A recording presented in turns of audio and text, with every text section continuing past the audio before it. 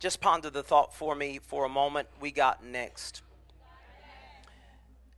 And next is sooner than you actually realize.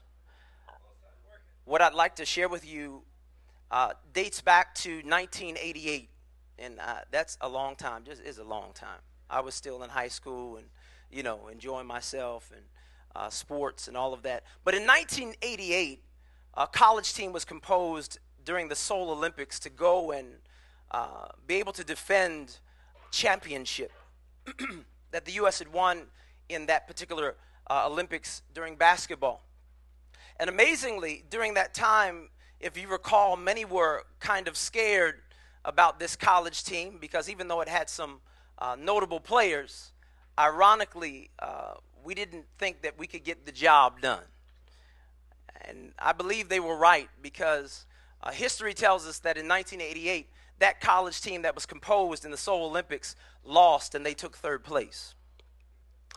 But in 1992, there was a team composed and it was known as the Dream Team. See, you in my era, some of y'all understand. The Dream Team that was composed had the likes of Michael Jordan, Magic Johnson, Larry Bird. It had the kind of individuals on the squad that you knew were going to handle business. And amazingly, I think what happens during that time is there was a tremendous amount of excitement that grew because we knew that third place was no longer an option. The only thing that we would settle for was first. And when you have professionals playing at that level, there is an expectation not only from the professional, but from those that are looking on to determine whether or not your skills are really going to demonstrate that you deserve first place. Well, brothers and sisters, I believe it's the same way in the church. Ironically, we have some heroes that have been documented in the faith in Hebrews chapter 11. The Bible says of Abel that he gave or offered to God a more excellent sacrifice. The Bible lets us know very explicitly that Enoch, he was translated. He was not because the Lord took him. The Bible goes on to say that Noah worked rather expeditiously and affirmed what God had spoken to him to prepare an ark so that not only him but his family could be saved. And interestingly enough, we have some heroes ourselves that compose a dream team. And I believe, young people, that we are living in the kind of era that if we do not challenge the kind of atrocities that are going on in the earth today, that we could propose that it might be potential for us to get third place. And how many of you know that there was a song composed by Hezekiah Walker that said 99 and a half? Okay. Interestingly enough, we move through the text and we understand that this man Joshua, the son of Nun, came through or by way of Moses. Moses had mentored Joshua.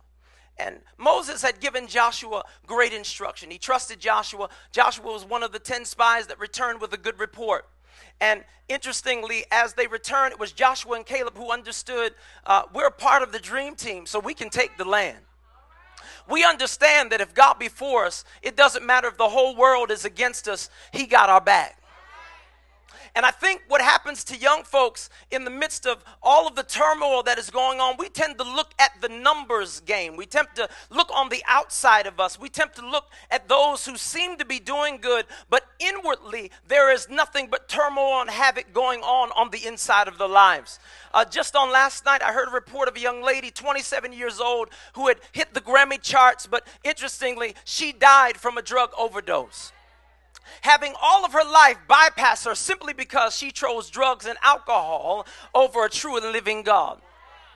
Now, I think we're in the same predicament because we understand the dynamics of what's going on in the culture. And what seems to happen in the culture is we get so acclimated to the culture. And this is what you've heard in church. You've heard that we're in the world but not of the world. So in other words, we should be so separate from the world and so divided from the world that we no longer are able to impact the world with the gospel of Jesus Christ. Let me share this with you. I think what begins to happen, we become saved and we get excited about being saved. Anybody know what I'm talking about? And some people will call it, man, he's on fire for God. Yeah, you're on fire for God, and then all of a sudden, some tests begin to come to challenge the fire that you say is on the inside of your life. Maybe your parents get divorced. Maybe one of your friends commits suicide. Maybe in college, your first experience of sexual immorality takes place, and you think, oh, hell is broken loose in your life. But I want you to understand something, that God did not come just so you could be outside of a worldly experience, but he came so that you might be in the world that you're in and impact the world in such a way that it transposes and transforms the world into the glory of a living Christ.